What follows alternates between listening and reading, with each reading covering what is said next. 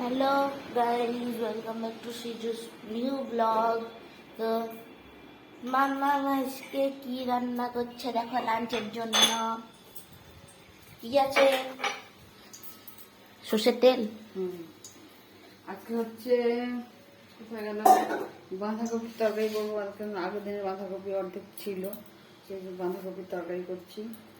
এই যে চাটনি, আলুর বড়া, এই যে ডিম আলুর তরকারি হবে, একটু ডাল হবে, আর কিছু হবে না আজকে। আর ভাত হবে, এই চাল ভিজানো আছে, ভাত হবে।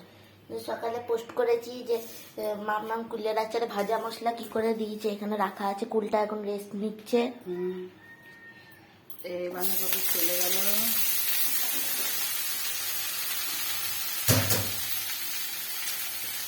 বাঁধাকপিটা চলে গেল।